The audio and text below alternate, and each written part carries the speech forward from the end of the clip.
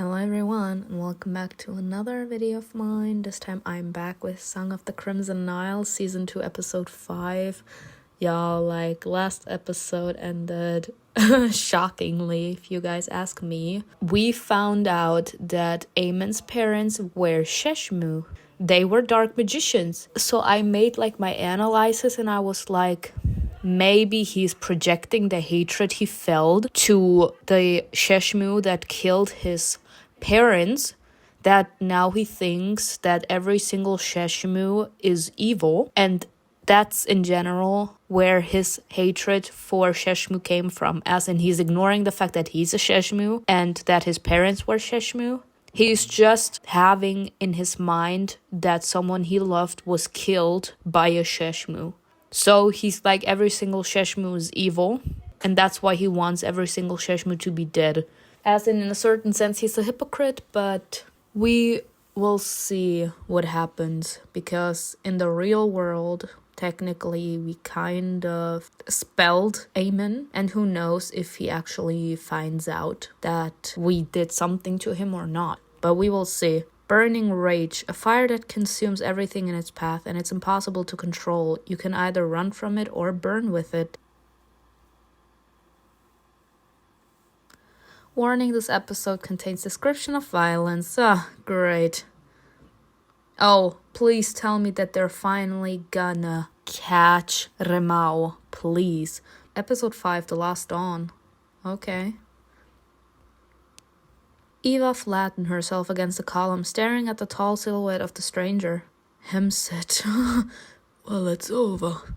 A deep voice, a tall man. He's a Sheshmu, but his mask is not one of ours. He's only wearing it to hide his face. How can I even describe him to Sid?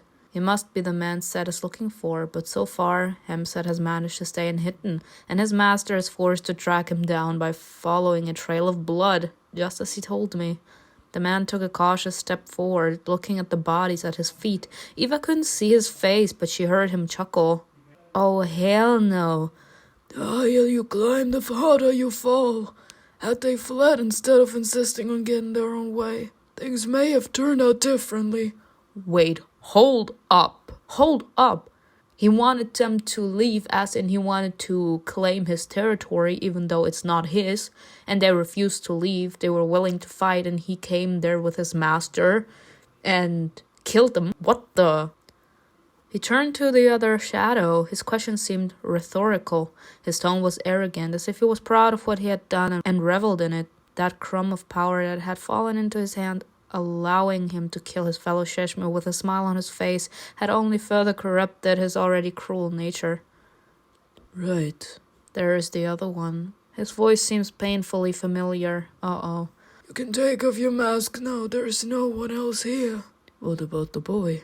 We'll find him, finish him off, and leave his body here with these two. He's not going to get out of here alive. He did, bitch. Maybe that's one thing that Seth wants to know. He wants to know how Amon managed to stay alive. Because every single person that came at the hands of Hemset died. So maybe he kind of wants to know what Amon did. The apprentice obediently removed his obsidian plate from his face. I have the feeling that I know him, okay?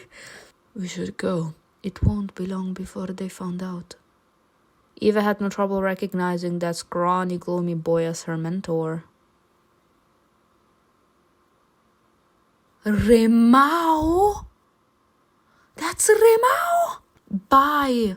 Oh my god, curse him. It all makes sense now. Me though. Me. I'm just literally point blank here. Eva gasped in shock, retreating further behind the column. It was Remo. He was very young and skinny. From the looks of it, he had just begun his dark magic training. The earliest one could start was at 14 years old, and if Amon was about 11 in his dream, it all fit. He's so young, he must have just started his studies, and yet he got already involved in something like this? No wonder he didn't bat an eye when he sent Dia and me to our deaths. I am not going to protect Remo because every single thing a person does is up to them. like trauma, I can kind of feel a little bit of pity. Not compassion, pity for Remo for having had to go through something like this, being very young, where he is still growing up and he doesn't really know what to do. He doesn't know who he is. He doesn't know who he wants to become. And so when we are in that state of our lives, we're easily manipulated by the people around us, and we kind of adapt to the person that we are with the longest.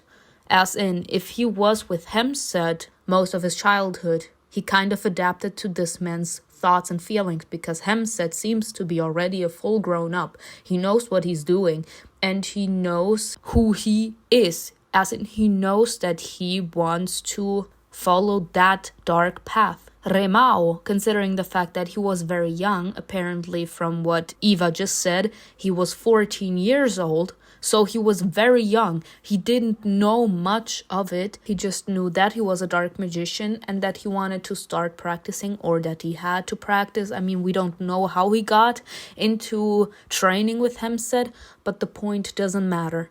We all are responsible for our own actions. So Remo, even if he could have been easily intimidated by Hemset, he could have set his ground, because I don't think that he actually was wise enough to could have that intention of sticking through with it as long as he stays alive. I think that someone like Hemset just told him to shut up and to go with it. Like I said, easily manipulated, easily intimidated. And Remo went with it, and that's how he kind of became the person that he is right now. As in, just going with it. If it benefits me, I kill you. I don't care as long as I stay alive, because that's kind of what Hemset gave down to him. So it would actually match my analysis right here.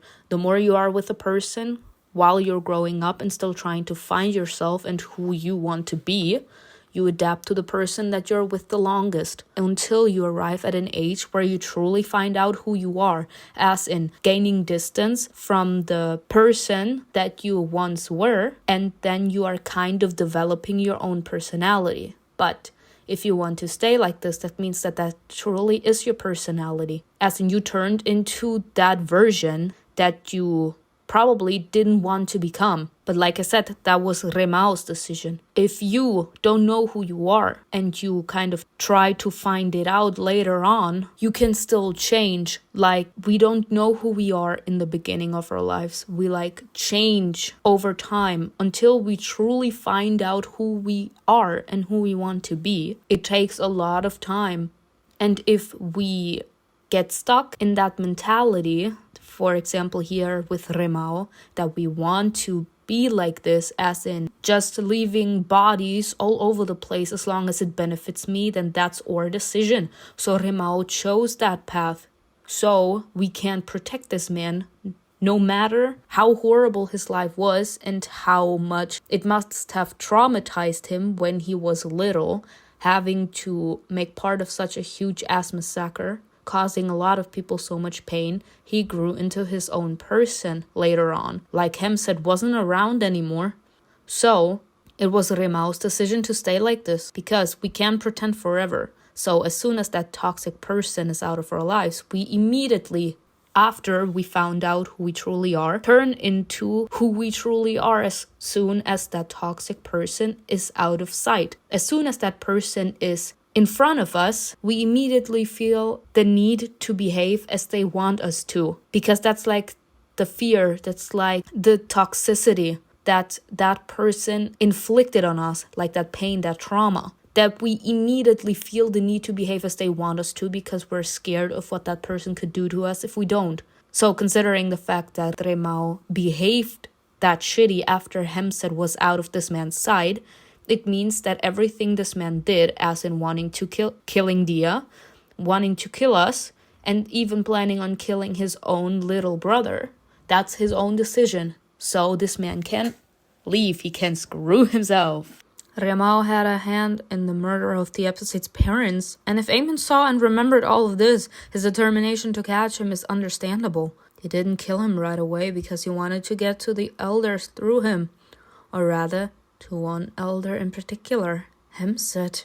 Oh, that's why he wants to know what's going on in here. Like, Set and Amon both want to catch the same person. Oh, wow, okay. So Amon literally, personally, first off wants to kill Remo because he had a hand in that, but the one that actually orchestrated the massacre of his parents was Hemset. So Amon wants Remo and Hemset because these two were involved in his parents' murder. Even if Remo was very young and didn't understand anything, he was there, as in he was a willing participant. Whether he was or not, we're gonna ignore that. But like I said, now in the present, considering the fact he didn't try to make amends or something, it's his own funeral and he deserves to die. Sorry. But Set wanted us to get into Amon's head because Amon and Set are looking for the same person. Okay. Doesn't the mask bother you? It doesn't. Said, Set's fugitive servant and the one responsible for Amon's nightmare answered currently and indifferently. Path of cunning. Eva immediately realized he was keeping his mask on for a reason. Set said he'd been looking for him for 20 years, and by the time dark magic was officially banned, most Sheshmu had disappeared. He probably knew what his fate was going to be if his master got to him. It wasn't going to hurt to be extra cautious, hiding his face anywhere he could be recognized, even in a dream. It was easier to frame his appearance, who was still useless as a Sheshmu. Nonetheless, Sad had long known it was Hemset who'd killed everyone, and obviously Amon had somehow managed to escape since he was still alive. How? How did he manage to survive? It's all because of Dad's friends. Amon's anguished voice attracted Eva's attention. His lower lip was trembling, hiding. He kept his gaze on the men without even blinking. Mom promised that we would leave soon, and even saved up a lot of gold. I don't care where I live. I don't have any friends here. Oh, stop. Y'all, I'm breaking. Amon.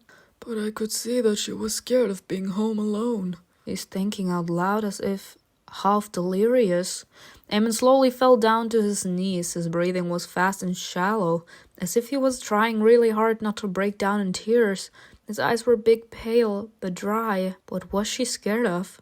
Dad's friends. She fought with Dad at night, saying their affairs in the Pharaoh's circle would ruin us all.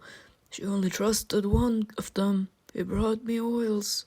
He also said we should leave. Mom thought I was asleep and couldn't hear them fighting, and Dad promised to protect us from them, but he was still spending time with them. Them? Dark magicians? I'll find them and kill them. I'll kill all of them. Their masks won't help them. Mom was right when she said that dark magic is no longer good and useful, and only the worst people still practice it. He just repeats what he heard from the adults around him. A child wouldn't say that. My poor dear epistates. The horrors he had to go through at such a young age. He saw everything with his own eyes, and probably sat here hiding until the last moment. I want to hug him, comfort him, say that I'm sorry. Is that what changed him? How will you find them? Eva disobeyed Set again and kept talking to Amon. She felt that she was so close to finding answers. She tried to control her excitement. If she grew too anxious, she would have disturbed Amon's ka. Her soul feels cold, like Mom and Dad's.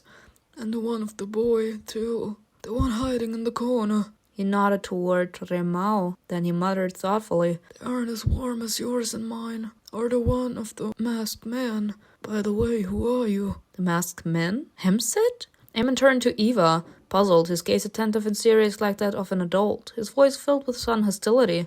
What are you doing in our garden? Did you come with them? The colors around them started to fade, and Eva quickly realized that Amon was pushing her out of his dream. He did so with the same tenacity with which he had resisted Set's hypnotic dust. She shouldn't have spoken to him, but Eva didn't regret it. He told her about his ability to feel the cold and warmth of a soul. That was his advantage. Okay, if you guys want my opinion about that, I think this has more to do with a human soul, as in who a person truly is on the inside. He can, in a certain sense, feel if a person in front of him is good or evil. As in, if he feels that a soul is cold, he knows that they are a horrible person. As in that they are more in touch with their darkness, with their dark personality traits. If the soul of a person feels warm, then he knows that that person is a good person, as in that person is more in touch with his or her positive personality traits. That's interesting. So my soul is still warm, like the one of ordinary people. Is that why he's not sure of his suspicion? And Hemsed's soul is the same. She had to run before Amon woke up, so she didn't answer, turning away. Said wanted to hear something specific in their conversation. If his hypnotic dust is still working, then it makes sense for me to linger for a minute more. I should... keep listening. Quiet without making any sudden movements, Eva tried to fade into the background again, so that Amon would let his guard down and think she was only a part of his dream. The boy got distracted by the voices again. That's not what you should be worrying about. I don't think the rest of the Dark Magicians will continue to argue against the ban. The murders of these two in Epistates almost will serve as a warning for many. You've arranged things very well, just as you promised him. He will surely reward you generously. Of course he will. I walk on the afterlife's edge doing all his dirty work. He's talking about Seth. Okay. It took all of Eva's self-control to stay still. Is that the Epistates Elmos, whose tomb was recently opened? Is it him they are talking about? Of course. You've learned an important detail. She got to her feet and silently disappeared into the greenery behind the columns, trying to get as far away as possible. When they will issue a second decree, the creation of an elite Sheshmu society will only be a matter of time. Do you want to become an elder and join it? I do. Then keep quiet and learn everything you can from me. Find a papyrus and a column, so I can write a note for him. You'll take it where I tell you. And the boy? I'll find the boy myself. No, bitch, he's gonna find you first. Amon's dream rippled, which could only mean one thing. That was another moment when Amon usually woke up. Poor him. Eva opened her eyes instead of taking off her mask and jumped up. She looked in front of her. Oh my god. Look how beautiful he is. Amon was lying next to her, big, grown up, real. His breathing was calm and even, but his brows were furrowed and his eyelids twitched every now and then. Eva didn't want to get up and leave him. Girl, just take off your fucking Sheshmu outfit. Take it and hide it somewhere. That's like the only thing.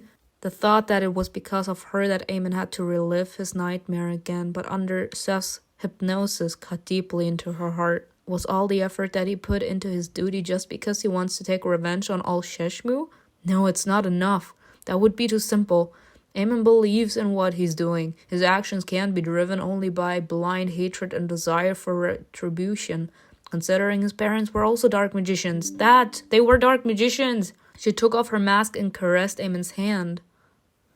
Oh my gosh, look how pretty this is! They did a nice job, thank you so much. The last picture we saw was a little bit, and not nicely done, let's just say it like this. And I wasn't that completely happy with the picture in episode 8 of Heaven's Secret. So this is a nice thing. Look how beautiful she is drawn.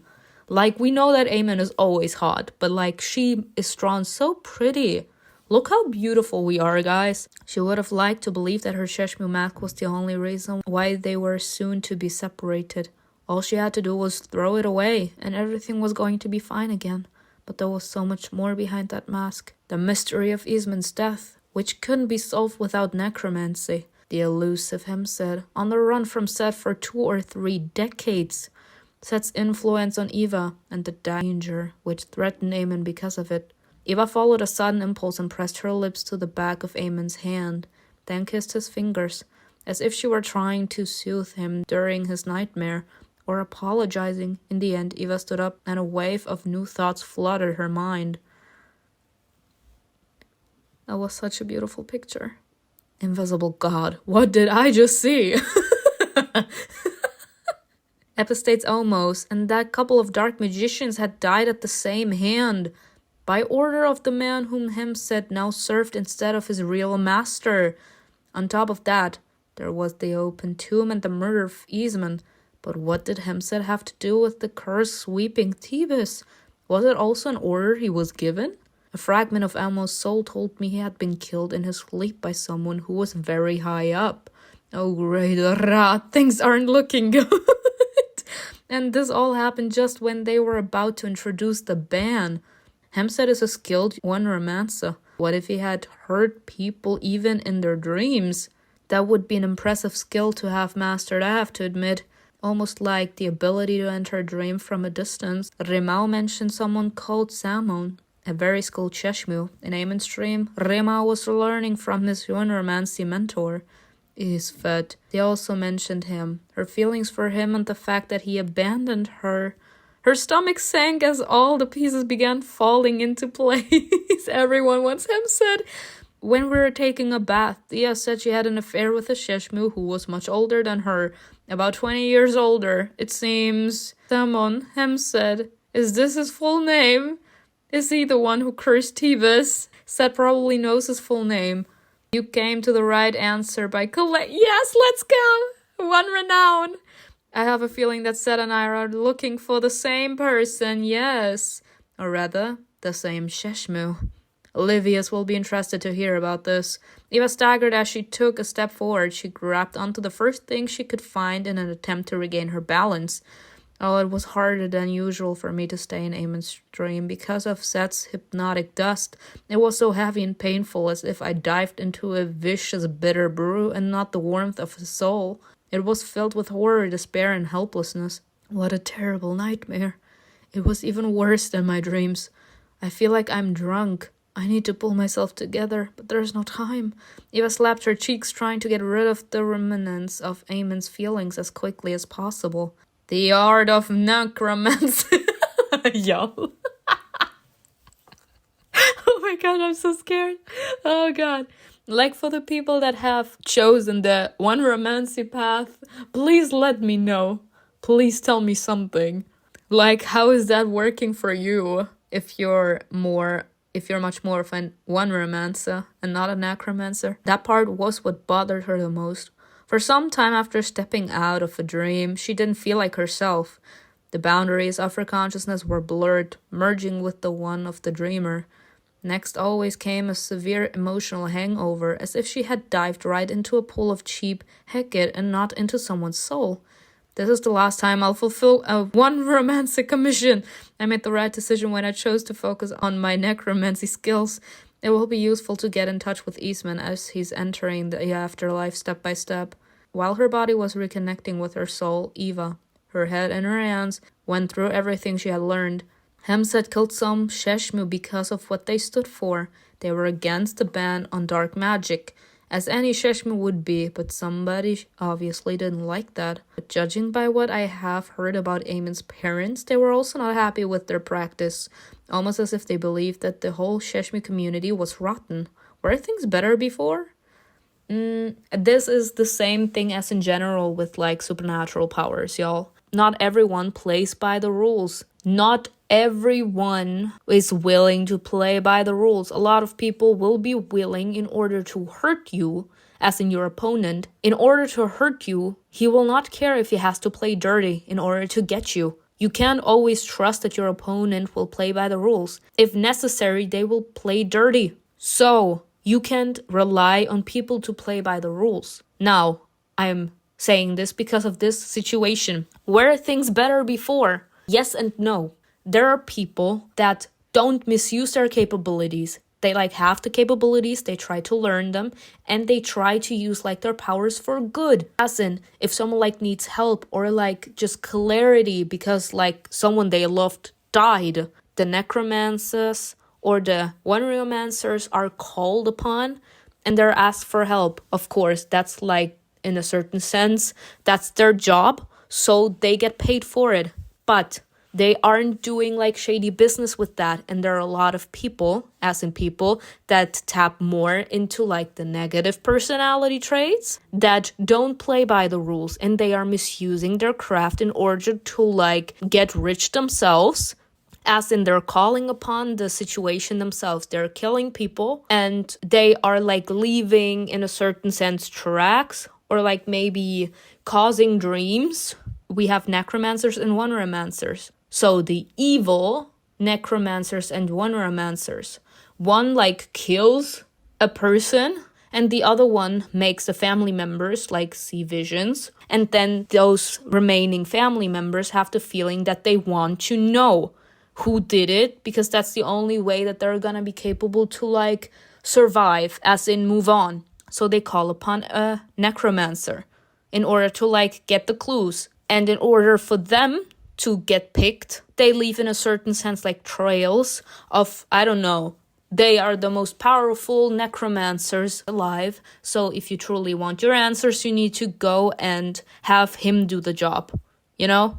And that's like necromancers or wondermancers that are more in touch with their negative personality traits, misuse their Sheshmu capabilities in order to exploit people. And that's just like putting it onto like the view of the supernatural. But this can also be considered as a horrible thing for humans. Like, every single human being is different, and there are people that are more in touch with their positive personality traits and people that are more in touch with their negative personality traits. And the fact that there are so much evil people in the world, as in people that actually like to hurt people and that are selfish, that don't mind stomping on other people or their feelings in order to like look good, they are the people that make the world negative. But what I want to give out here in general, do not lose your good heart, because they are the people that should disappear. You know, like their negativity, the negativity that they put out because they're more in touch with their negative personality traits, that is what is supposed to disappear, not your pure heart. Do not let people change your pure heart. It is sadly the fact that people that are more in touch with their positive personality traits, they are the ones being hurt the most.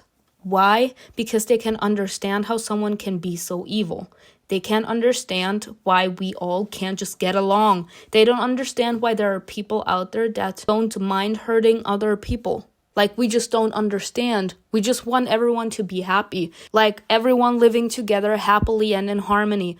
And there are a lot of people that just aren't on board with that. They are like the rotten, the spoiled people. They are the ones that need to be cleansed. Okay, they need to be cleansed of their impurity.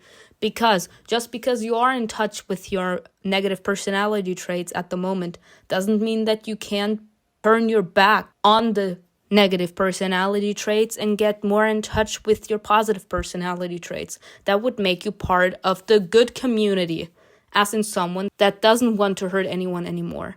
So do not allow someone to change who you truly are on the inside. You shouldn't feel bad or sad or ashamed that you have a pure heart and believe in the good in people.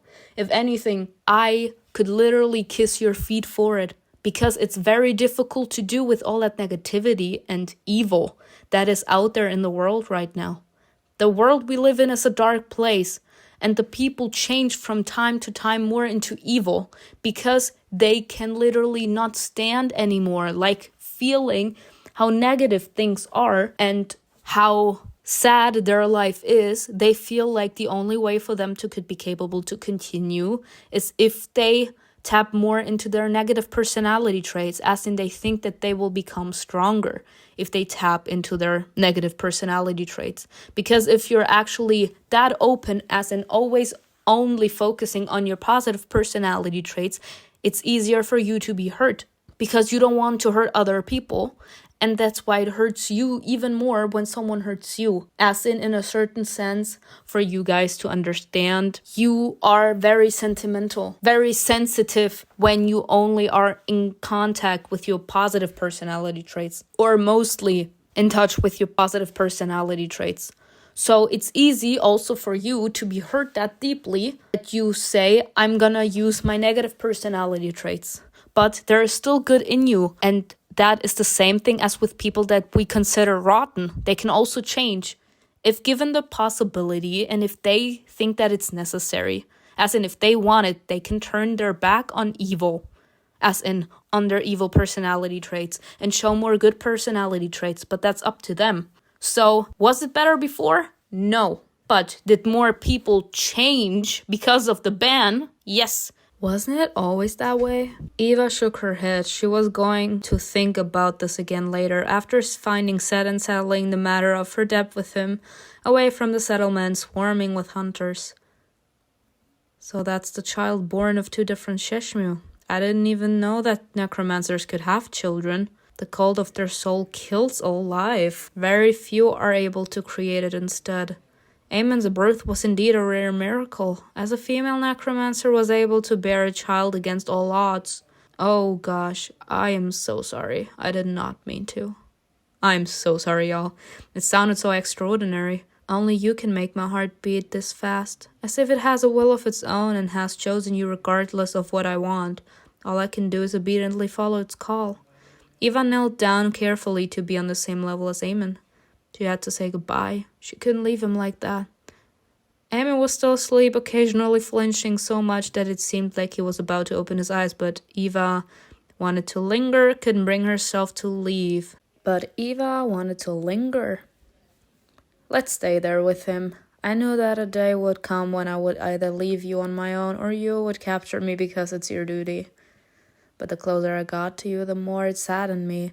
I'm supposed to feel relieved, to look forward to escaping from your watchful eye. What did you do to me? You've left me completely vulnerable and madly in love. Love? Yes, bitch, you're in love with this man. As soon as that word left her lips, Eva's hand covered her mouth. Everything inside her froze at that crushing realization.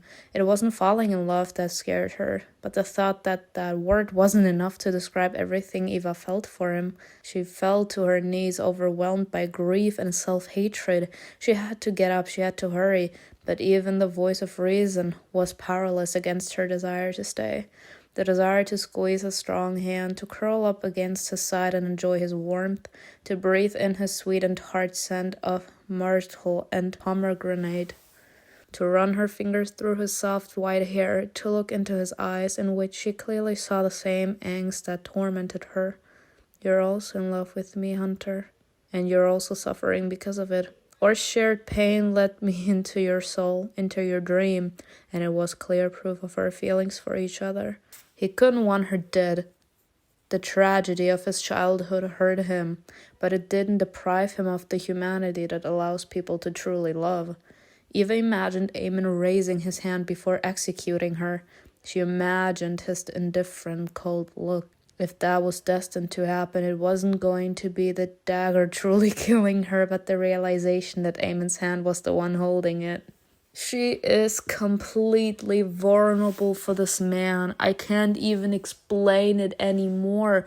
I have said it so many times. Like, as soon as you are vulnerable for someone, that person is capable to kill you, because you have that emotional attachment to that person. I think I made the reference in Heaven's Secret too, but I have analyzed the relationship and the thrive that is pulling Amon and Eva together multiple times already. And there is no other way to describe what these two have than what I just said. They are vulnerable for each other. They are each other's emotional attachment. And as soon as you let someone in, as soon as you admit to yourself that you care about that person becomes a weakness for you, because you are allowing yourself to be vulnerable in front of that person.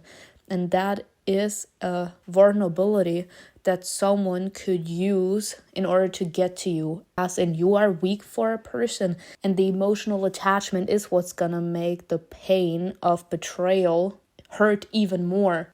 Because it isn't just like, oh, a stranger is sacrificing them, and like it's the fear leading the way. Right now, this is more like knowing that the person holding the dagger and the person that would be killing her is the man she fell in love with. So like this is more like her hurting, imagining that the person she's in love with could be the one killing her. You can imagine it like Romeo and Juliet.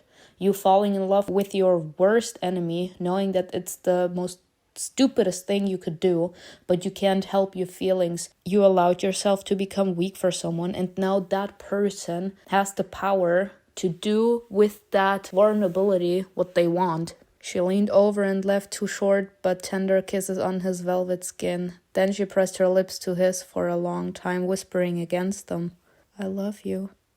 I feel bad for her, I really do. Because, like, this is a fucked up situation, especially after she saw what he did to Dia. He is still contemplating whether we are a Sheshmu or not, and that's, in a certain sense, that was his excuse for not wanting to execute us or hurt us. And if you guys want my opinion, I still don't think that he would kill us, even if he should find out that we're a Sheshmu. Because that's like his weakness. By killing us, in a certain sense, he would be giving up his humanity. What was she going to do once she was done with her next 2 objectives?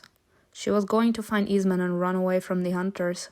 But what about Amon? What about their feelings? What was going to happen next? He wanted to take me to the capital, to keep me by his side as his woman. Maybe if I report to Set everything I've learned, pay off my debt, and then find out the one who cursed Tebas. Maybe then I will be able to come back to him. Girl, it's not about the fact that someone cursed Tebas, it's about who you are, as in, not who you are, what you are. He despises all Sheshmu.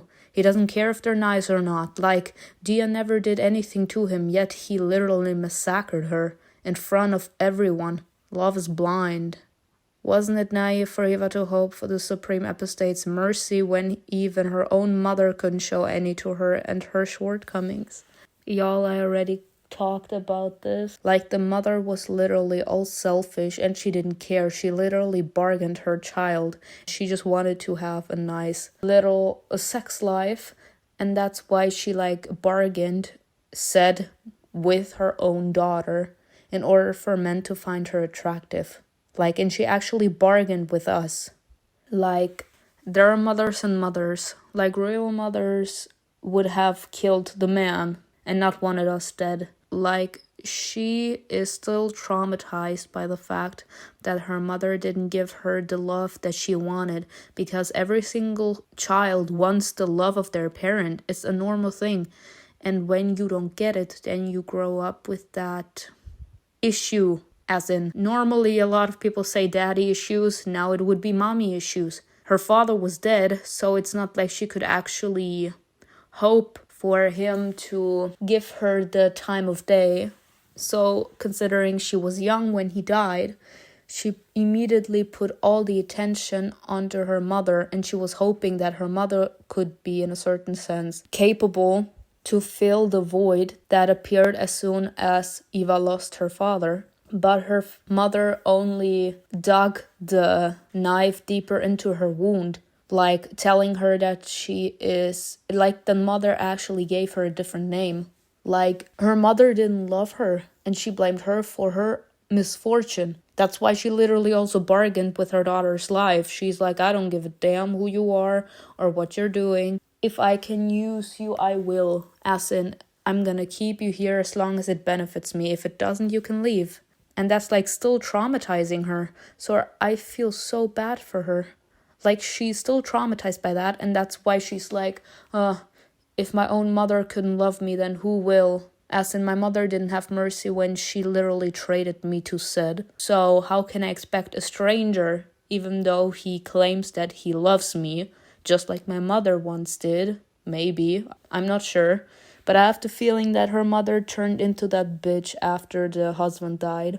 So I'm gonna go with that. And she's blaming it all on her. So she's if my mother couldn't love me, how can a stranger love me for who I am? He was going to kill her because he wasn't going to forgive her. Maybe he could forgive her right then, but later, if she told him everything right at that moment, Amon's reaction would have been hard to predict. Was he going to help her, or was he going to curse her and throw her in a cell? To be quite honest, if I was in her situation, like it's a fucked up situation. Like, I'm sorry, I can't sugarcoat it. I would still leave because I know that this isn't like a permanent solution for me. Like, I'm literally hiding who I am. And sooner or later it will come to the light. Sooner or later it will happen. Something is gonna happen. Someone is gonna snitch. And then I will be the one running for my life. Because he literally did say, all I'm asking for is for you to tell me the truth. And that's literally what we can, because we are literally everything this man despises. It has nothing to do with us as a person, but he literally hates all Sheshmu. He doesn't give a damn about their personality. As soon as he knows what a person is, he kills them.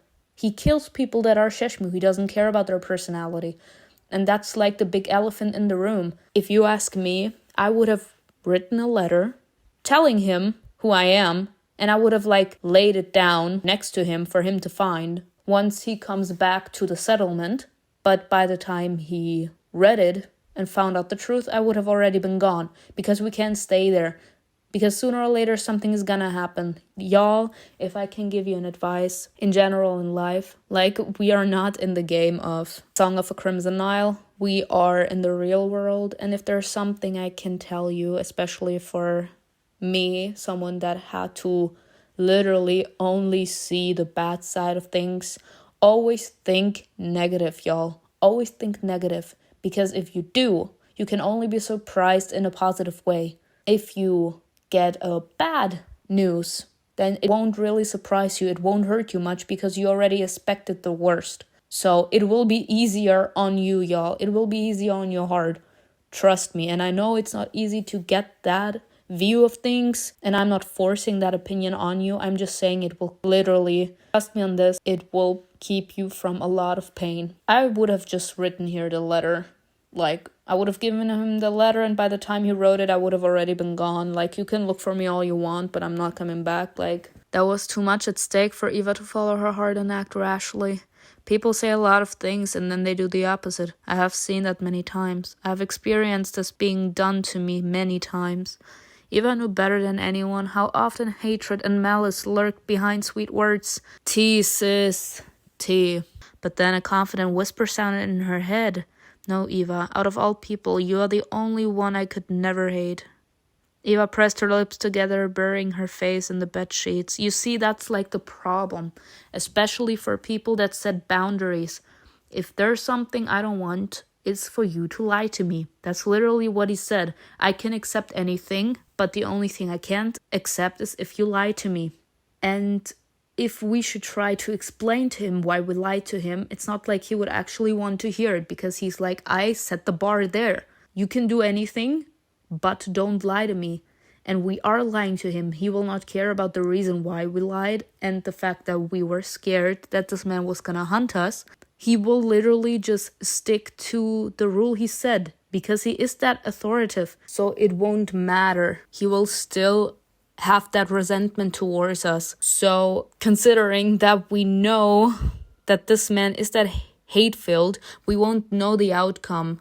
Like I said, I don't think he would kill us even if he had confirmation that we're a Sheshmu, because that would literally be like him betraying his own feelings. Him allowing himself to let his guard down, which would lead him only to a new version of a dark place. Because it would be like, yeah, Sheshmu was the person that killed my parents and I allowed myself to become a fool for a Sheshmu once again. Like I said, he's ignoring the fact that his parents were a Sheshmu. So he won't care. And since we can't be sure, as in a certain sense, we can't really have the faith in this man. And can we blame Eva? Can we blame her for being like, I can't? No, we can't. Even if he wouldn't do it, because like I said, it's like the love that would be stopping him. Even if we can be certain that he won't kill us, we won't know, because this man literally, with everything he did and said, he always showed that he will kill Sheshmu without any mercy. So, considering the fact that we don't really know why he hates Sheshmu in particular, and doesn't even give Sheshmu the benefit of the doubt to show whether they're good or not, and he just kills them, we can't be sure that he will have any hesitation to execute us. So we can't blame Eva if she's like, I can't say it. But like I said, I would be running away and I would like let him know. In a certain sense, like apologize. I'm sorry that I couldn't tell you face to face, but I couldn't because I wasn't sure if you were gonna execute me. And like every single thing you did literally proved to me that you weren't going to listen in on my side of things. Like, I'm sorry I never played with you. I never played your feelings and everything. But like, I couldn't stay around. I couldn't be your wife. I couldn't be your woman. I couldn't be by your side. Because the Eva that you know and the Eva that you like is in a certain sense a fake version. She's not completely herself, because her being completely herself is her being a Sheshmu, and she's hiding that fact from him. So she's not completely herself. And in a certain sense that could also make him feel that he fell in love with an empty shell, as in with someone that he doesn't know. Even if she only hid the fact that she's a Sheshmu, you know? Eva pressed her lips together, burying her face in the bedsheets. I read to him about my feelings. Are you kidding me? I have nothing to be ashamed of anymore. If he catches me after I escape, I won't make it out alive anyway. At least I'll let it all out. She stole a glance at the sleeping man. Amon was so handsome, even right at that moment. He is very handsome, but he was asleep and Eva didn't know how to help him in his dream. She didn't yet know how to work with that. She needed the advice of experienced one-romancers. There was a qualm and the papyrus on the apostate's table. Eva sat down and pulled the ink toward her. She leaned over the sheet, having resolved to be brief. She traced each hieroglyph with particular care, trying to be concise. Please know that I have not betrayed you. Ooh, y'all, didn't I just say that? I hate this. I hate this game.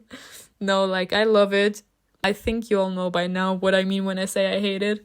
Ah, God, I love it. Predictable.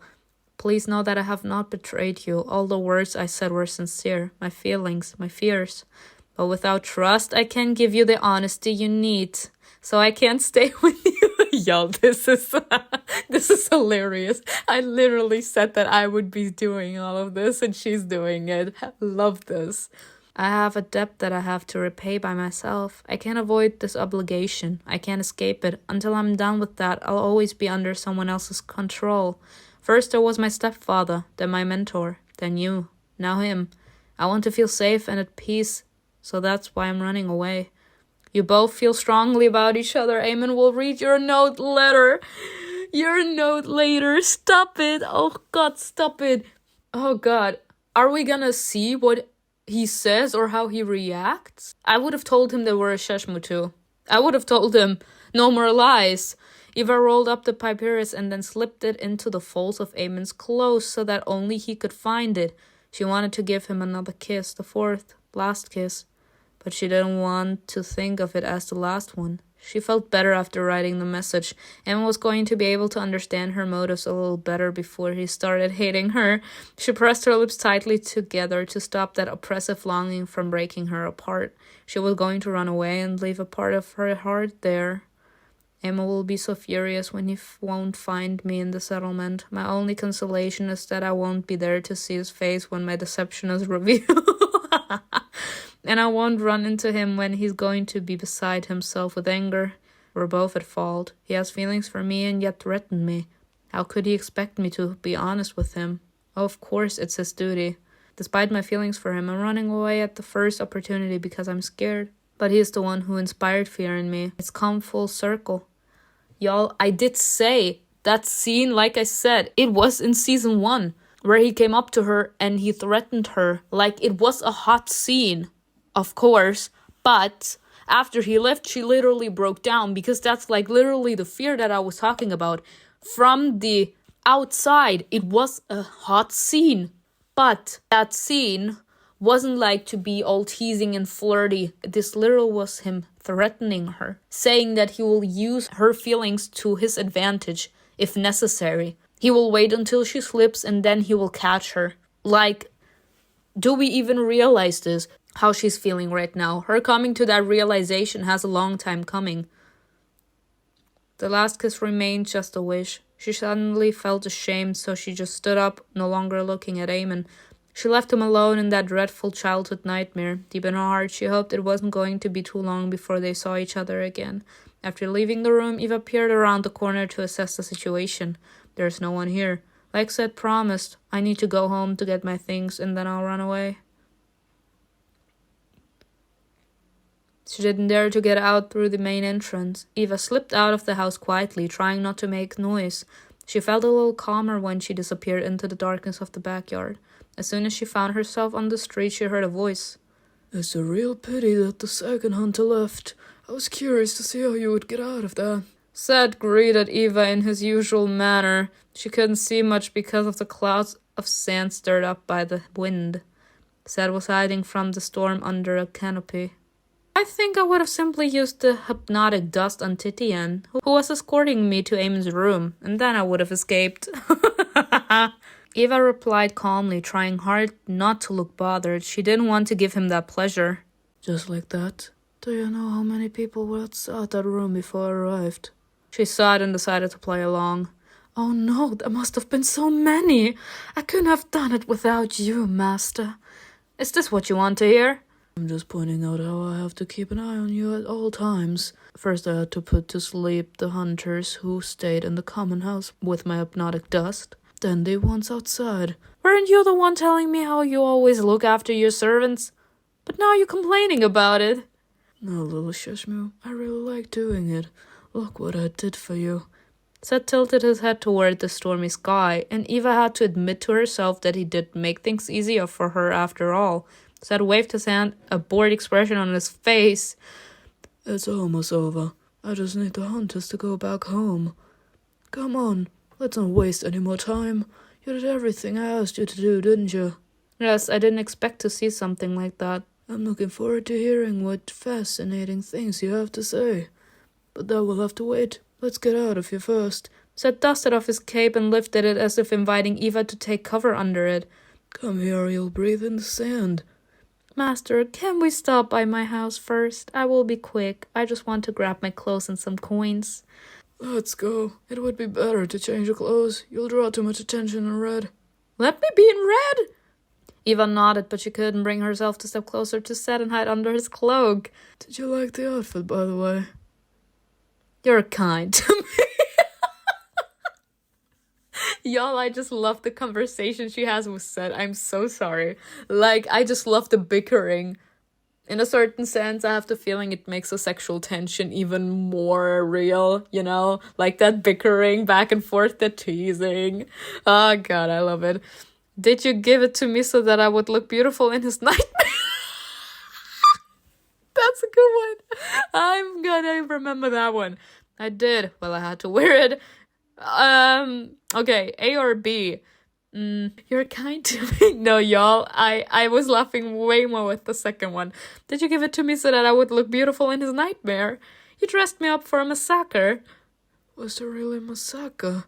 Consider me intrigued. Cunning. Seth walked down toward the gate, and Eva had to hurry to catch up to him. Seth wasn't patient enough to wait for her slow pace. She ducked under his arm, but didn't dare to get too close. She narrowed her eyes to protect them from the grains of sand floating in the air. Throwing a hood over his head, Seth pulled her against him. At this pace, we won't get anything done. Hurry up, Eva. My hypnotic dust will soon wear off. Do you feel like running from the hunters again? On one side, Eva was shielded by the cloak, and on the other side by Seth himself. All she could do was close her eyes and hold on to her master until they reached her house. Oh my God! When she slowed down, Seth's big hand grazed the curves of her slender back as if hurrying her along.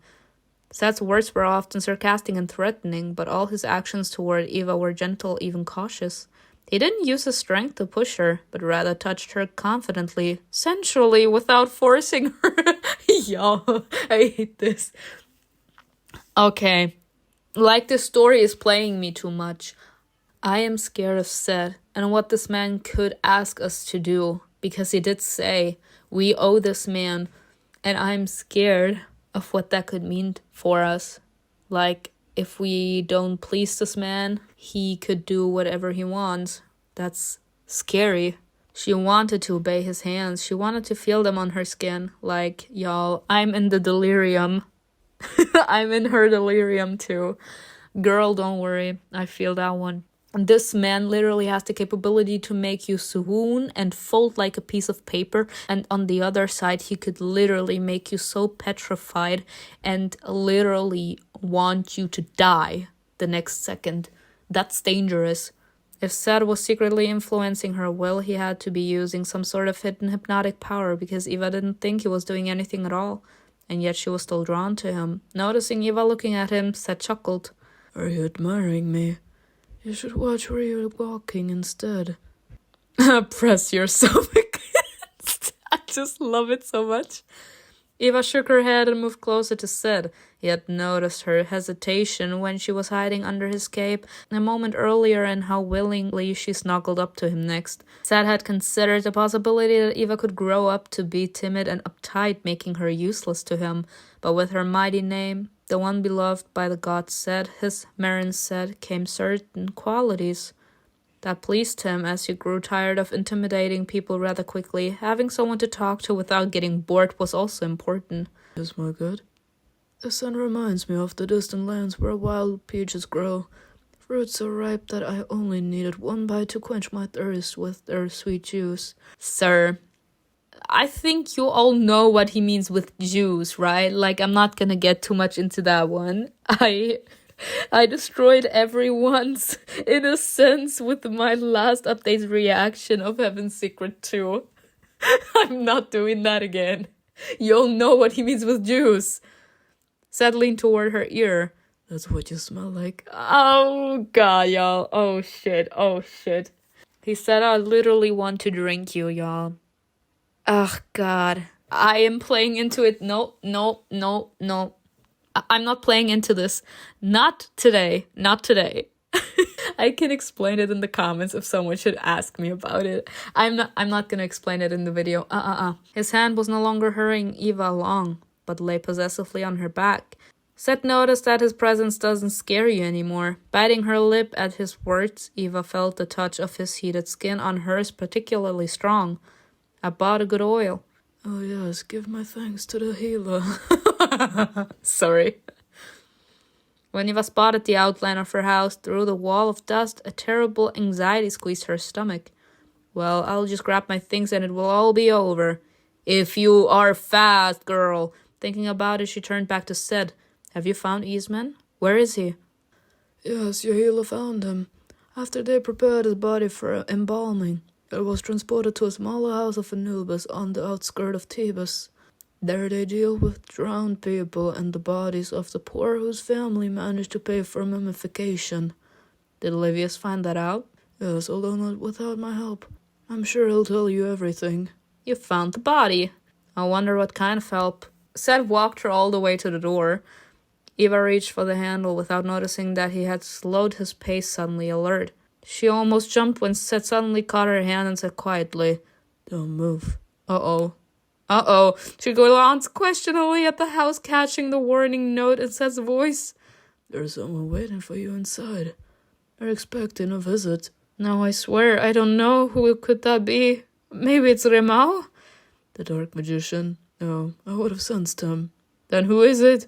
Eva relaxed a little, although his words didn't really clear anything up. An absorbed thought flashed through her mind. Maybe Amon was waiting for her. It would have been impossible for him to wake up and get to her house before her, but that fantasy still consumed her for a moment. Eva didn't even have time to feel happy or scared. Seth, who was looking at her intently, said his tune incredulously. Isfad, don't tell me it's hope. He was still whispering. Eva replied, Hope? What you felt just now, paired with your natural attraction to that hunter. She stared at him, wishing that she'd heard him wrong or misunderstood his words. What's that look on your face? Do you really think I could have missed it? Do you read minds? Can you look into people's souls? Eva felt angry and scared at the same time. How long was she going to be tormented by that uncertainty, guessing what Seth could and couldn't actually do? I don't have to look anywhere to see that.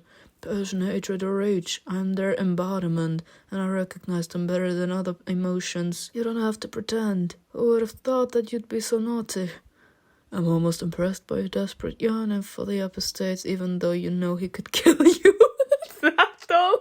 It's the desire. Seth can read these emotions like no one else. These feelings you and Amon have for each other are strong. Well, shit. Well, shit. I have no power over it. Eva didn't know how Seth would react. All the things he hated so fearlessly were the hunter's handiwork. And Marin Seth meant beloved. Did her name mean that she was who Seth was waiting for? However, he smirked and his eyes flashed with fire. I know you don't. To obey a reckless instinct is the most beautiful thing. But my name... I want what I am owed, not love. I'm the master of your deeds, not of your heart. His mocking smile suddenly turned sinister. But your heart is drawn to the one it's meant for, isn't it? It's beating so loudly. Is he talking about himself? Eva looked away. Well, that's my that's my fault. Because I'm playing. I can't play with Livius anymore, and thank God for that, because this man is a cutie. He deserves the best. So good that we are not playing him anymore, but like, you know, still playing with Amon and Seth. Seth pointed at the door. Go in and find out who's there. Draw any suspicion away from you. I'll stay here in case you need help. Are you sure you'll help me? I'll trust you, of course. You won't lie to me since you promised to help me find my friend's body, right? I would have believed more that he wouldn't want us to die and that he wants to help us because we still have the information. Eva said out loud what she wouldn't have dared to ask directly before. Me? Lie? Never. No go. Cunning! Seth pointed at the door, leaving her no choice. I'll be waiting here. Hurry up. We still need to discuss the dream. That you need to repay your debt from the evil. The soft creaking of the door cut through the silence. Only the rustle of the sand piling on the roofs of the houses and the gathering dunes had been rustling in the background until then. Eva took 2 cautious, quiet steps before stopping. Her dog wasn't in the room, otherwise Orion would have alerted her of someone else's presence. A bright, flickering light suddenly flashed in a dark corner. It was the smoldering, smoking mixture burning in Agnia's pipe. Agnia's face lit up as she took a deep drag and then exhaled. Here you are. Eva didn't dare take another step, looking at her silhouette. I knew you'd come back. I wonder what you did to him. To whom? Amon, how did you manage to trick him and get out of there? Why would I trick him? You allowed me to come home because there wasn't enough evidence. Do you really believe he'll stop there? No, but since he let me go, I want to sleep in my bed, not somewhere else. Taking a drag, Agnia asked, grinning. So that's why you came here? Are you going to undress and go to bed? Rising from her seat and swaying her hips, she shook the ashes out of her pipe and took a few steps toward her. Agnia didn't believe a word of what Eva was saying, but it was entertaining to push her into a corner. Yes, I'll do just that. I won't wish you sweet dreams then. Your kind doesn't dream anyway, right? Yeah. Yes, Kitty. Or did you forget the word after talking to the apostates? Agnia gave a deep, hearty laugh, looking at Eva as if she were a child. I know what you and your mentor did in Hermopolis, and I really liked how skillfully you two dealt with that violent man there. You have my respect. However, there's no need to play innocent after something like that. The father of the poor girl denied it vehemently. He assured me that only one Sheshmu, a man, helped him, and the other one was there just to watch. Some loyal customers you have, but we both know that dark magicians don't just bring friends along, right? Plus renown. Agnia spoke to Badru, Essena's father. He could have told her everything, but he didn't, and even insisted that I wasn't involved. You stood up for Esseneth and finished off Akko. Her father returned the favor and helped you. Eva's throat felt dry as if she did swallow sand after all. There was no way to escape Agnia. Was it time to call Sed? She began slowly taking off her red clothes to put on something else. She'd better do it while alone with Agnia rather than later in front of Sed. In the meantime, Eva kept the conversation going. So did you know everything from the beginning? Not everything, and not from the beginning, but now, yes. Let's go with this one. But I don't like the outfit, y'all.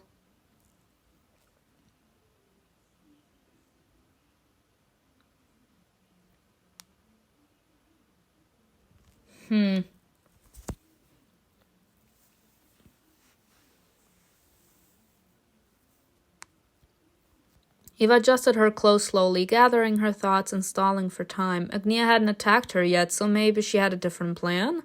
Why have I not been captured if the hunters know everything? Carefully looking Eva up and down, Agia stepped very close. She was shorter than her, but that didn't make her look any less imposing. Only Amon and I know. Everyone else is busy looking for the elders. Amon's main objective is finding a man. Someone like you. Like me? A Sheshmu cannot be recognized. Did the legendary episode's sight fail him? I don't think this is about his sight. It's about his heart. There are Sheshmu like you, and the one the episodes is so desperate to find who are invisible, indistinguishable.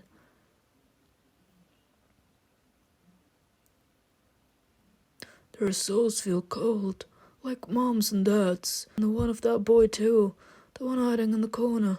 They aren't as warm as yours and mine, or the one of the masked man. He was talking about Hemstead. Even as a child, Amon couldn't clearly identify it because the warmth of his soul is similar to an ordinary one, just like mine. He knows how to find their traces if they use their skills, but he can't see you. That's why he needed you so much, to understand what you are, to find answers. But first he needed to find a way to make a coward like you talk. He chose the wrong tactic. Even love won't make a Sheshmu admit to their real nature. Oh, hell no. Oh, hell no. She actually saying this man only played. She's all like he pretended. That's why you've been running. That's why you're running away, right? You've been cornered. I'm not. Agia didn't even let her finish, pointing to her things in the corner. For the first time during their conversation, her gaze turned cold and angry. I'm warning you. Another lie and you'll be wishing you were back to the hunter's house. I can be worse than them. But you won't harm me. I really don't want to, so don't force my hand. Be honest with me. I'm not a brainless hunter. I have my own objectives. And I don't condemn the use of dark magic. I don't actually care. You can tell me everything. Then what are you really looking for? Who are you hunting? Agia narrowed her eyes and set through gritted teeth. The one who cares deep as Eva. The person who decided to ruin this city. We have a common objective, so that's why I'm working with the hunters. Amon knows I'm useful, but I don't really work for them. I do my own thing. Agia looked at Eva again, her gaze serious. The game was over. I mean, I could already say that she's working on her own because she was willing to literally murder Remo. And Amon was like, no. And she was mad after that because of it. The episodes may not sense the coldness of a Sheshmu in you, but I can see that you're one of them. I promise I won't hurt you. You wish me no harm, right? Eva smiled, trying to reassure herself. Even if you do, Seth will show you who's the most dangerous here. That though, he's right outside. So no matter how dangerous she might be with her blades, she's not as powerful as Seth. No, I like you. You're nice, but you've chosen an unfortunate path. But then, mine is not much better. My job is hardly an honorable one, just like yours. You're an assassin. You've already figured that out, haven't you? I suspected it. You're too lousy of a traitor to be someone with such a nice house and expensive clothes. Agia patted her thigh, where Eva had previously seen a tattoo with some Greek letters. Xenos Jenna, dear Eva. Anyone who speaks the Attic dialect knows who I am. Exiled. But now is not the time to bring up the past. There is something else I want to talk about. Talk? Aren't you going to capture me, threaten me, raise the alarm? Agia gave Eva a sidelong glance as if she had said something utterly absurd. Who do you think I am? Your craft is no better than mine, and it would be ridiculous to kill someone just for being good at what they do. I love it. She's not a hypocrite. She's like, your job is not honorable, But mine isn't either, so who am I to judge? I did say that Agnia's a queen. Eva breathed a sigh of relief. She couldn't help but feel better when she heard people disagreeing with the current laws. Your friendship has improved. Cute. I'm asking for your help, Eva. That's all. I'm not quite the monster you think I am I? Do you really need my help? I need you to lead me to the man who tried to kill you. The episode thinks that you are either covering for your mentor or you don't know who he really was. Either way, he wants to get to the Elder Shishmu without involving you. That's the love. He's like, I want to keep her out of it. I can't, y'all. I did say the Amon route is the most tragic one, and you all wanted me to experience it. I'm scared. He'll find some other way. But he wants to know how to distinguish you from other people and if there are many like you. Maybe you can't even be called a Sheshmu. I think you and I can do that faster. Amon is in charge of the hunt, not me, so I'd rather act on my own just as I'm used to. Eva started feeling nervous. First of all, Remo wanted to kill me, but where is he, by the way? Not far from the endless expanses, the vast desert. Titian is keeping the situation under control. And it's not your mentor who wants to kill you, but someone else. He's fed. Did she hear my conversation with Remo, or how does she know? Someone ordered him to kill me because of my friend's death. I heard about the drowned boy. I had seen him in the Scot. Do you understand what I mean now? Agnia began twirling her small dagger in her hands as if that helped her think. These people, they made your life miserable too. You have good reasons to help me find the elder, right? Path of cunning. She is trying to find the same person Seth and I are looking for. If I agree to help her, it will give me at least some control over this situation, and I will be able to count on Agnia's help in the future. It would be quite useful, but it's dangerous. I could get myself in trouble again and never reach Eastman's body. Well, shit. Don't have enough cunning points.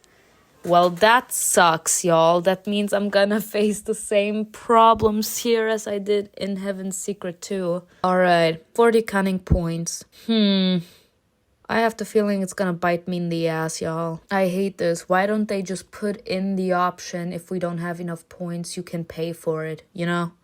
I hate this.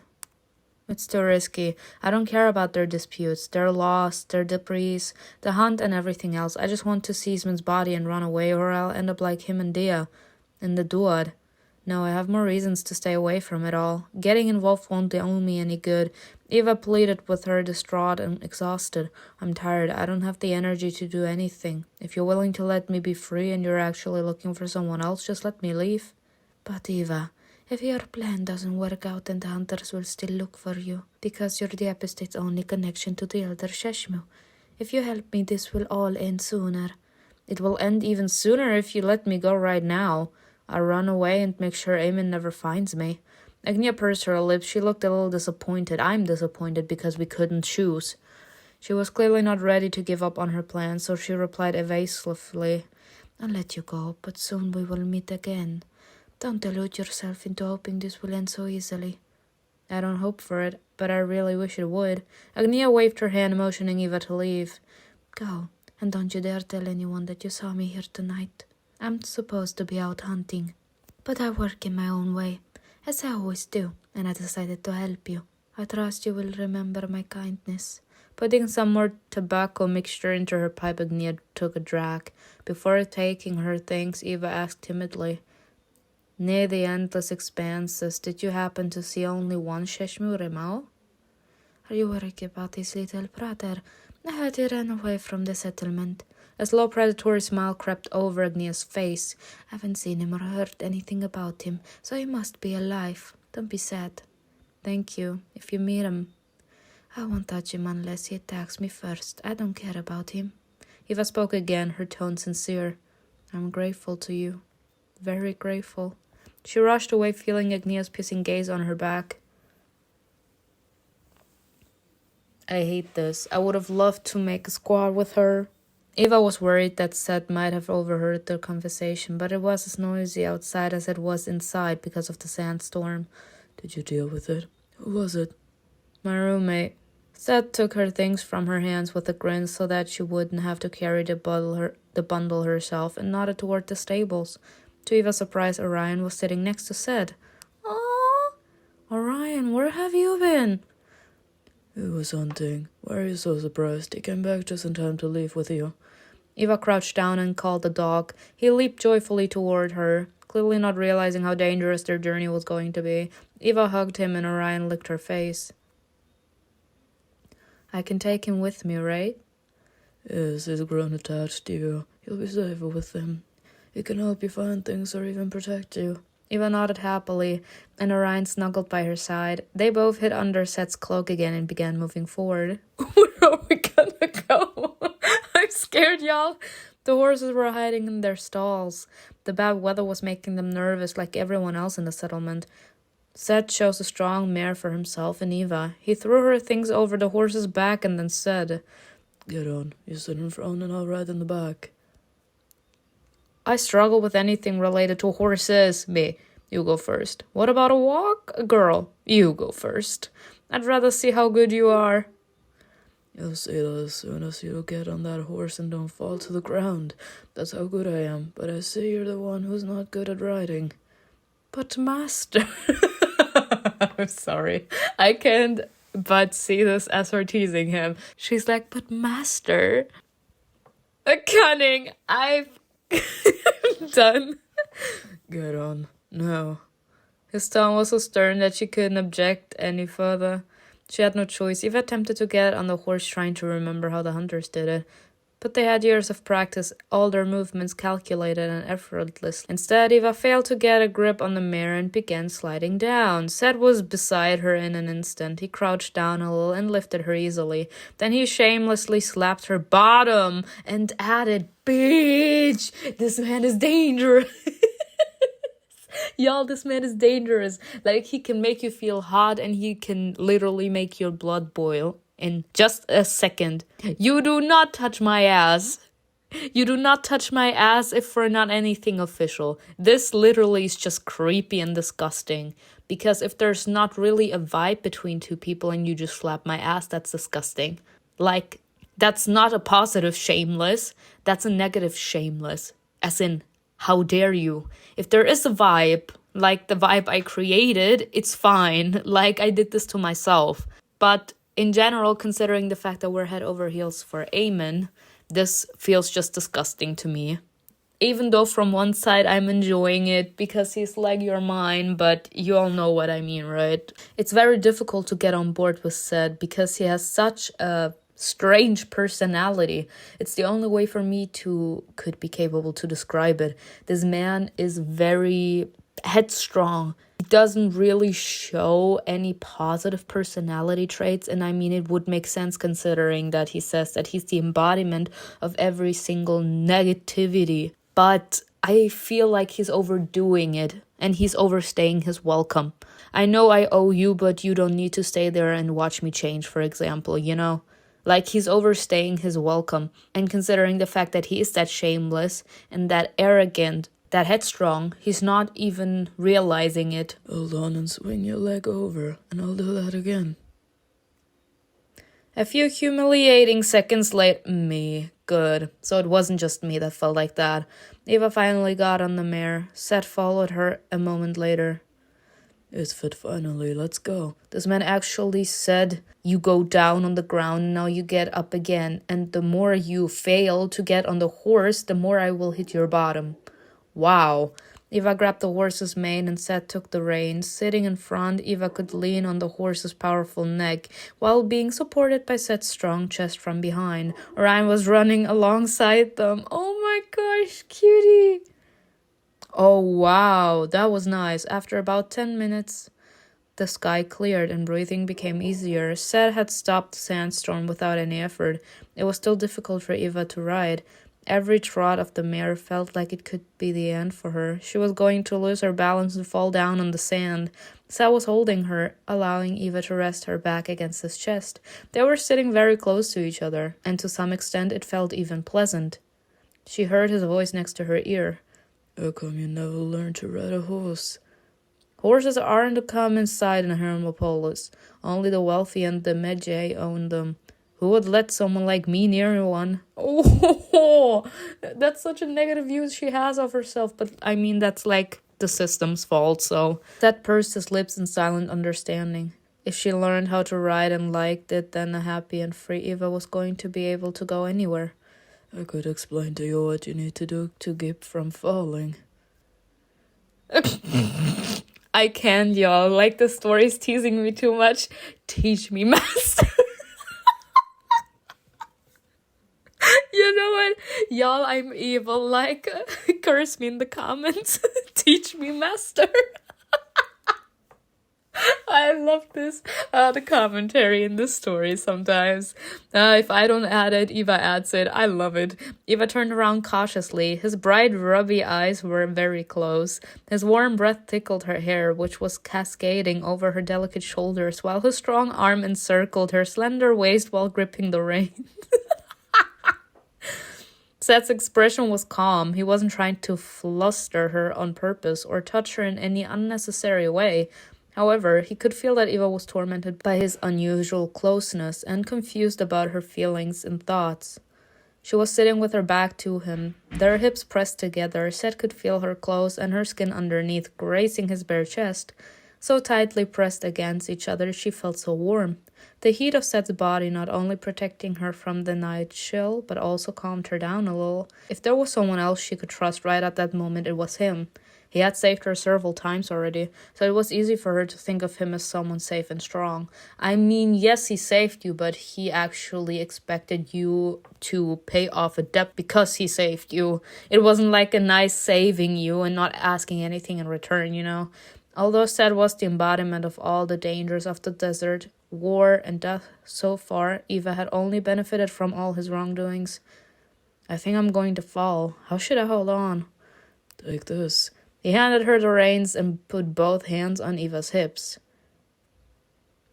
Steer the horse, stay calm. I won't let you fall. Eva took a deep breath but flinched when Seth squeezed her hips slightly, all of a sudden teasing her. His broad chest vibrated as he laughed softly. Easy, easy. Why are you so sensitive?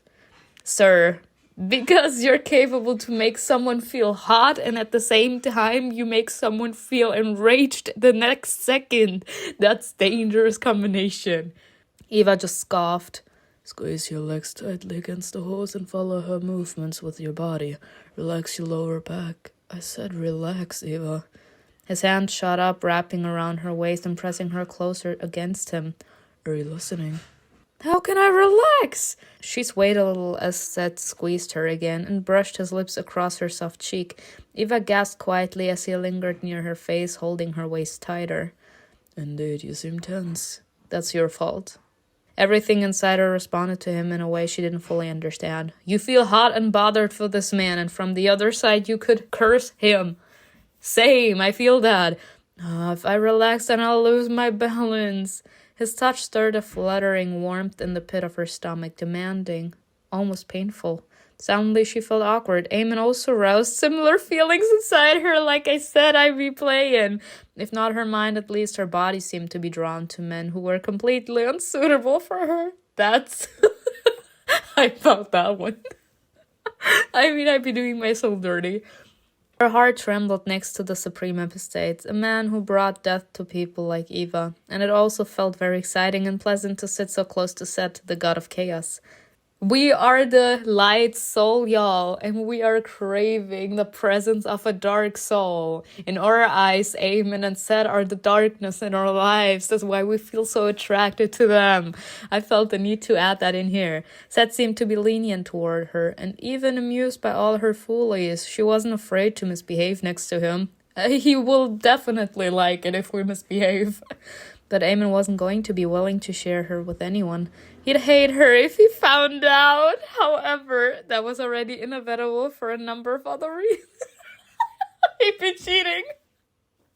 Is that considered cheating in this story? Oh God. Seth laughed again and suddenly kissed her on the cheek. Excuse you? Master. Y'all, I can't with the master. That's hilarious. I just like the way you flinch at my touch. Will you do that for a third time? Oh, hell no. That's no. No. Can we kick him somehow? Like, don't overstay your welcome, sir. Eva tensed, waiting for another sudden kiss, but Seth just took the reins and added as if nothing had happened. Keep your shoulders and head straight, little Sheshmu.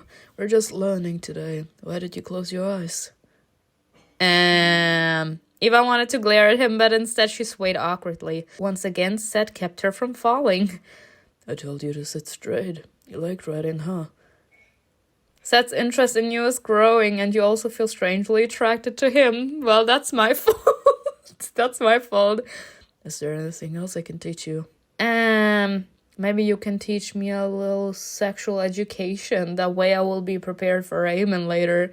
Do you want to keep talking about horses, master? We have other things to discuss. My debt, remember? Thebes was about 15 minutes away. Eva decided that was just the right amount of time. That's right. Tell me what you saw in Amon's dream.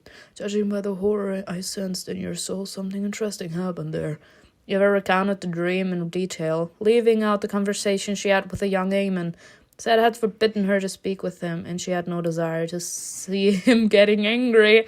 She told him about Hemset and his young apprentice, about the death of the dark magicians and what they talked about, but something wasn't clear to her. So it was indeed my stupid servant. Well, maybe not so stupid after all. Interesting, everything is falling into place. Is his name Salmon? Eva asked him directly. If her guess was correct, the answer was going to be what she expected. Amon Hemset, yes. Period, renown. That means Dia was involved with him. She was right. That man was everywhere. With Dia, with Remo, in Amon's childhood. And even Livius had mentioned him. So he's been to Memphis, Hermopolis, and Thebes. Why? He did it to hide from me. But now I can find him. You've made it much easier for me. He is the one who killed a man whose tomb was recently opened. What? Seth is up to something. Uh-oh. That Sheshmu, Hemset. Salmon. He turned against you, didn't he? Supporting the ban on dark magic. Seth nodded. You were still very young when these laws were passed, weren't you? Do you remember anything at all? I remember people rejoicing about the ban. Many thought that all the dark magicians were going to become priests under the pharaoh's control, and their services would become cheaper as a result. And then? Then they regretted it and realized how wrong they were. Right, because the priest's service got more expensive instead, since only a few were allowed to become one. And 9 years later they tightened the noose by ensuing the pharaoh's decree. The ban on dark magic, a decree? The edict against the servants of Set? That's right. Ooh, the decree that promised execution to all dark magicians just for being my followers, even those who didn't practice, as if we were to blame for all of life's horrors. Necromancy! Oh, wonderomancy, let's go! Why was it called that? Not all of us are your servants like me and Salmon. Because it's easier for them to call you that. Disciples, children, followers. It sounds boring. There is something more sinister about the word servants, isn't it? I mean, he kind of has a point. It's strange. You were once worshipped in Lower Egypt. Once, before the local elite began preparing for the power to shift to the Macedonians. Eva felt Seth's deep voice rumbling in his chest behind her back. He was displeased. Could dark magicians openly speak up against the ban? People like you used to be respected, but when they began getting killed one by one, the number of those willing to protest diminished greatly, until they were all gone, and anyone else was finished off after the decree was passed. You're a god. Didn't you just think about sweeping everything out of your way with a furious sandstorm? That's what I would have done. Because you're a foolish mortal. The sandstorm would take many lives. I don't need that. Okay. So he's not just in for mass murder. Okay. I'm the god whose duty is to protect these lands and these people. That was my original objective. But people are also to blame for the fact that I have less and less energy left to do that. Are you feeding of us? Yes, I mean we are his followers. I'm getting weaker with our worshippers. Any god's power lies in people and their faith, otherwise we wouldn't need you.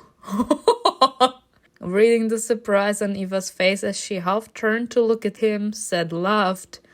Do you think God created you out of love? Do you hope that the God knows that feeling? I have more love for you than the others, believe me. Before Amon escaped, I was protecting our lands from the invasion. But they have full ruined everything. And the more they try to erase my name, the less strength I have left. Seth waved his hand, pointing to the vast expanses of the desert and night. If the great Arousal runs out of strength, there will be no one left to defeat the serpent Apop. A couple thousand years and everything will come to an end. A couple thousand years?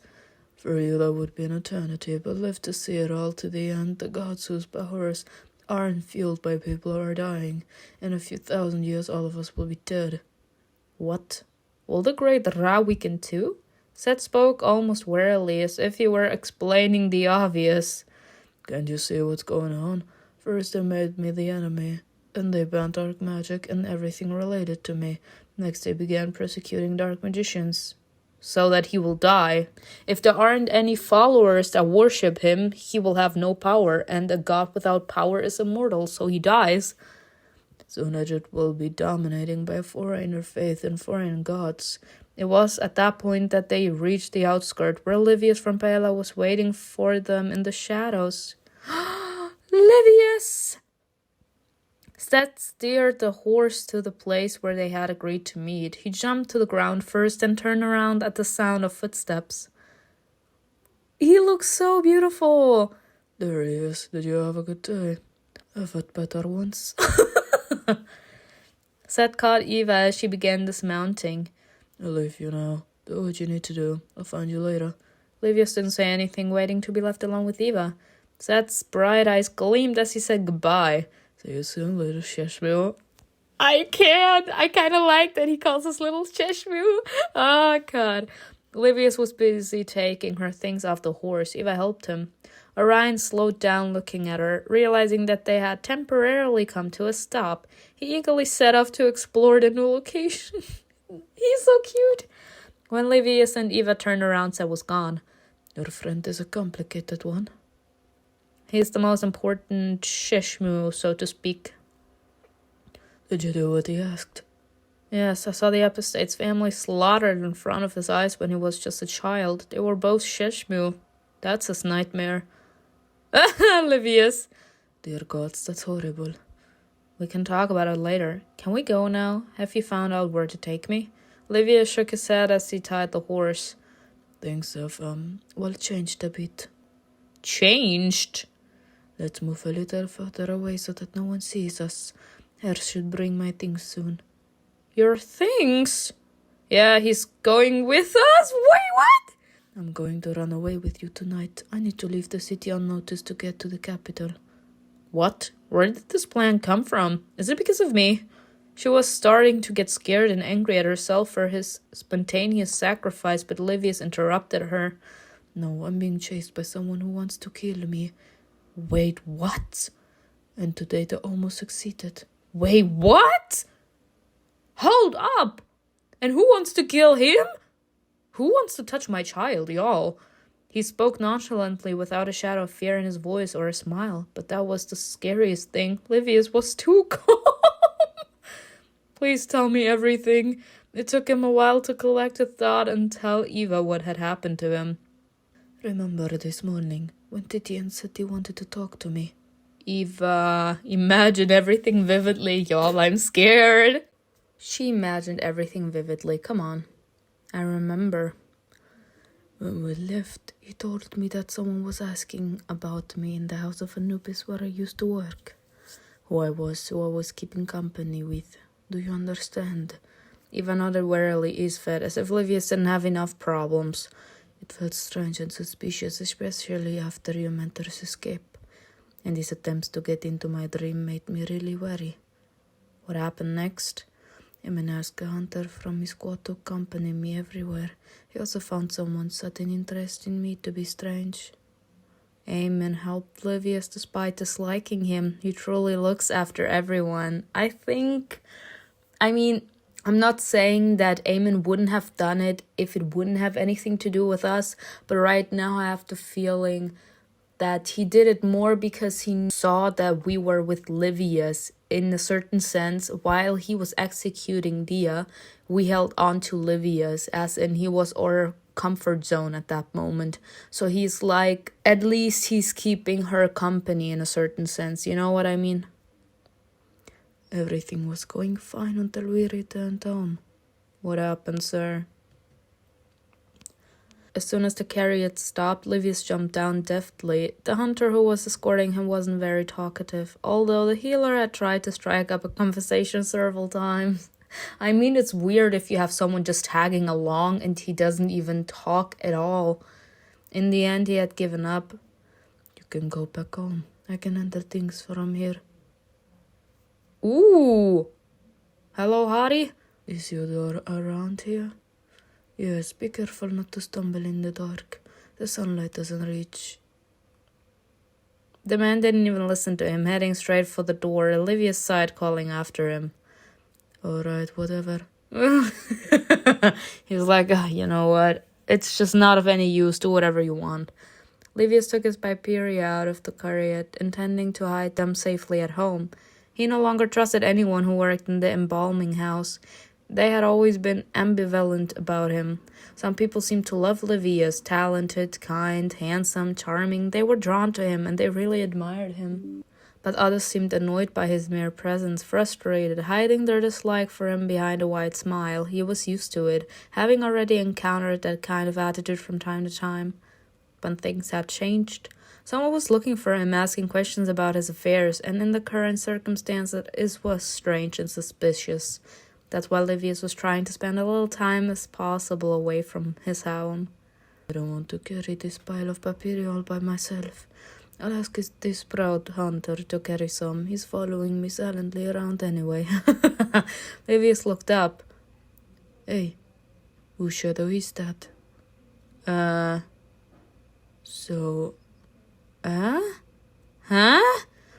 Everything happened too fast. He died. He was killed. Bye. Livius flinched when he heard a short scream and then saw vivid red splashes appear on the wall. And he was so handsome too. He didn't hear the body fall, someone must have caught it. On pure instinct, Livius crouched down, hiding behind the chariot without letting go of his papyri. His heart was pounding in his ears. The voices of people in the distance, the singing of birds, and any other sound had suddenly vanished. Only the healer's thoughts remained clear. Someone is trying to kill me. It should have been me, not the hunter. Wasting no time, Livius carefully crept from his hiding place to another one, moving as far as he could from the house. He had to escape immediately. Wow. Eva stared at him wide-eyed. Kill you? Someone is trying to kill you? Your friendship with Livius has improved. Let's go. I kept picturing that dark corner where the entrance to my house is and the blood splattered on the wall. I don't think they meant to kill the hunter. They wanted to attack me, but why did they act so carelessly and foolishly, aiming in the dark? Covering her mouth with her hand, Eva felt a sense of dread rising in her chest, heavy and unpleasant. It brought her back to the same disturbing thought. Something terrible is going on in Thebes. The disease, Amon's hunt, Seth's servant, Livius and I. We all play a part in this chaos. A shadow crossed Livius' face. They both didn't feel like smiling anymore. They had started a friendship and ended up as companions in misfortune. I won't go back to my house, and I won't stay in Thebes. I've been thinking about it for a long time. If not this assassin, then the hunters. I'd rather get to the capital on my own without them. When they find out that I helped you, they will hardly thank me and send me to Memphis alive and well. Livius and Eva exchanged glances. But you are the Pharaoh's healer, or rather a student of his healer. You don't have to be afraid of the hunters. They wouldn't execute you, will they? They don't care. Maybe they won't execute me, but I bet they'd be happy to arrange things so that I won't live long enough to speak to my mentor. Either way, they will punish me for helping you, or that assassin will get to me first. I guess I was too confident that the local law would protect us. Can your family help you? Livius smiled encouragingly, as he did every time he tried to comfort her or cheer her up, even disregarding his own worries. I don't have anyone. Wow. At all? Oh, Eva, I'm not even Macedonian. She didn't move or even blink, staring at Livius. Hug him! Bitch! Why so cold-hearted? Who raised you? My mentor took me away as a child and raised me as his own son. He taught me everything I know. I was said anything I wanted. In the end, I got used to telling everyone that I'm from Macedonia. But as per who I really am, I don't really know that myself. Livius wanted to share this with you. Oh, stop. I'm breaking. But we'll talk about this another time. I need to get to my mentor first. He's in Memphis and he'll certainly help. Both me and you. Something wrong is going on. We don't belong here.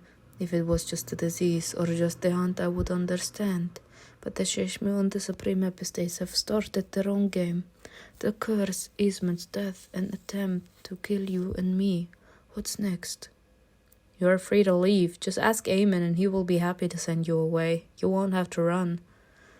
He only makes you believe you're free, but he won't really let anyone leave the settlement until he's sure that it's safe. The Epistates will achieve his objective by any means. If he believes that he will get to Remo or the elders through you, you're surely going to be followed. We? Livius crossed his arms and raised his eyebrows, his expression defiant. Yes, that's what I said. Running away together, how romantic. We'll be partners. To be quite honest, I have to say this. Running away together, how romantic. Just like those silly fantasies Isman and I always laughed at. Yes, but running away and being away from home means cold, hunger, and answering the call of nature among wild vegetation. Romance will be the last thing on your mind, but I share your enthusiasm. Your romantic relationship has improved slightly. Wait, what? You can still have a romantic relationship with this man? What's going on? All that was left was to get to Eastman's body and then escape. Eva wasn't sure they would manage to do either thing. Seth was waiting ahead for them, and behind them she could almost see the terrible hunt that the Supreme Epistate was going to launch to catch Eva, Remo, and Ramesses. He clearly wanted to use them to get to him, Seth, the one who had slaughtered his family. Amon was a stubborn man, and he was not going to leave them alone until he had achieved his goal. Alright, do you have any idea how we can do all of this without getting killed? No, not a single one. They turned their heads toward the horizon, where the first scarlet rays of the sun were about to shine. I truly hope this isn't our last dawn. Wow. That's depressing, y'all. So technically we are running out of time in a certain sense. We are literally running away from everything. Even Livius. Livius is being hunted, y'all. And that's why he was like, come on, we can leave. I'm gonna leave with you together. I know you're running away and I know I'm not safe here. And I sure as hell will not be used as an experiment, especially after I helped you. I'm gonna stay with you. We're gonna get through this together. That just shows that this man is a keeper. I'm excited for this man's version. Okay. Yeah, there's nothing more I can say. I really hope that while we are away from Thebes, that we will be capable to see Amon's perspective. Like back in the day when he was like, oh, I hate you. And then we as the viewers were capable to see how this man is struggling because of his feelings for us at night. I hope they're gonna do something like this, but we will see. Anyway, I hope you enjoyed this video with me. Tell me in the comments below what you think was best, and I will see you in another video. Bye.